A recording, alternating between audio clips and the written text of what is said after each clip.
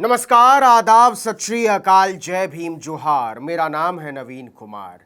इस देश में हिंदू लफंगों, गेरुआधारी गुंडों, गिरहकट संपादकों की टोलियां खुलेआम इस देश के संविधान को कुचल सकती हैं, इस देश के लोकतंत्र को गालियां दे सकती हैं, इस देश की विविधता को अपने छिछोरेपन के नाखूनों से खरोंच सकती हैं। लेकिन इस देश के मुसलमान अपने हक के लिए भी गोलबंद होने लगे तो नरेंद्र मोदी के चेलों चंपुओं का खून खौल जाता है।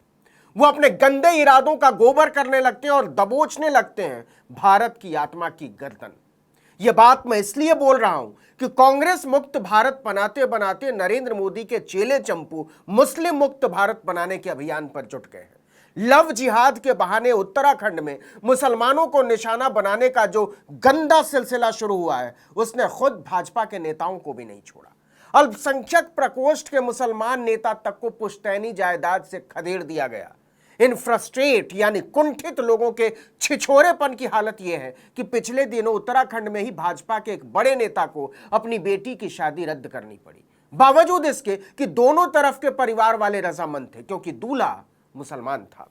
ये इतने गंदे लोग हैं कि प्यार के जवाब में तलवार लहराने लगते हैं। इन्हें प्यार से नफरत है और तलवार से प्यार। ये इतने खूंखार लोग हैं कि जीने के नाम पर मारने की बात करते हैं। ये इतने जाहिल लोग हैं कि साथ चलने की मुस्कान पर अनाथ कर देने की बात करते हैं।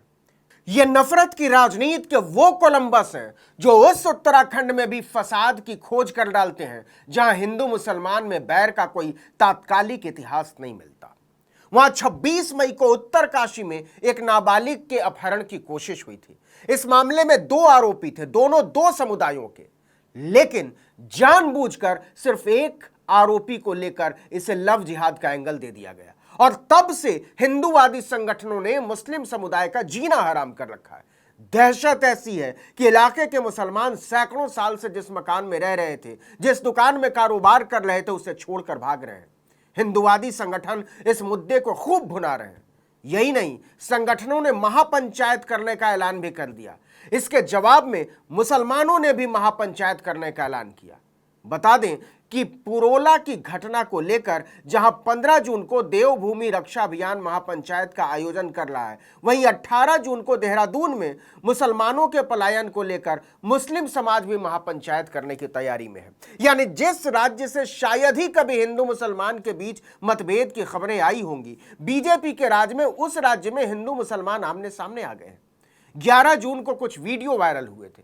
ये वीडियो पुरोला के बताए जा रहे हैं। इन वीडियो में कुछ लोग एक दुकान के बाहर तोड़ फोड़ करते नजर आ रहे हैं। हालांकि दुकान बंद है, लेकिन इसके बावजूद भीड़ में शामिल लोग नफरत के मारे बंद दुकान के बाहर लाठियां डंडे चलाते हैं। यह दुकान कथित तौर पर एक मुसलमान व्यापारी की बताई जा रही है। हालांकि तोड़ फोड़ के दौरान ही कुछ पुलिस वाले वहां पहुंच जाते हैं और उन लोगों को दुकान के पास से हटाते हैं। गिरफ्तारी नहीं होती, दंगा फसाद का मामला नहीं चलता। इस पूरे मामले में सरकार का रुख भी चौंकाने वाला है।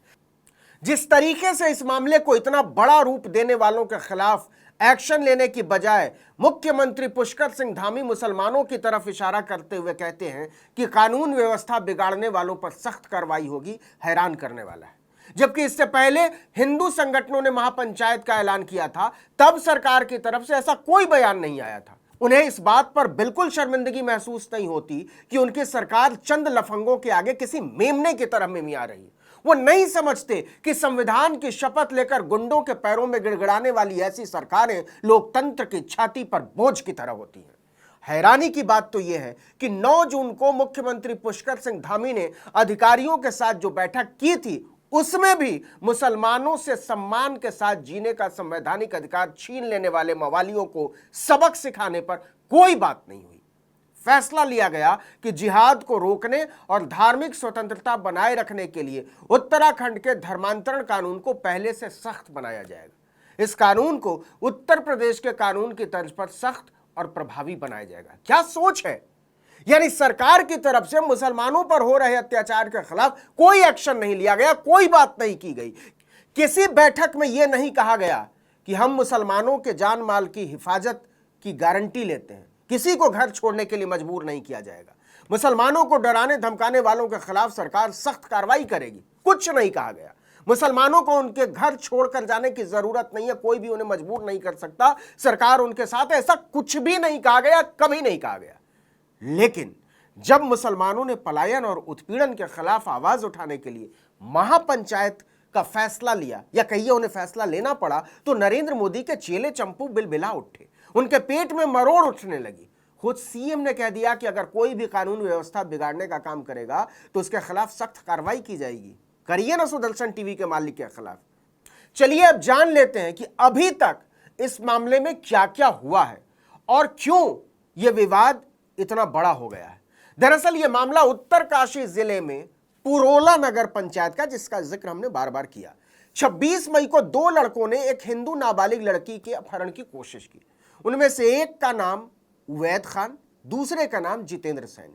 कुछ स्थानीय लोगों ने अपहरण की कोशिश को नाकाम कर दिया और दोनों लड़कों उवैद और जितेंद्र को पुलिस के हवाले कर दिया। कानून अपना काम कर रहा था, लेकिन हिंदू संगठनों ने इस मामले को लव जिहाद बना दिया और पड़ गए मुस्लिम समुदाय के पीछे। देखते ही देखते स्थानीय लोगों, दुकानदारों और इलाके के संगठनों ने मुसलमान दुकानदारों और व्यापारियों के खिलाफ प्रदर्शन शुरू कर दिया।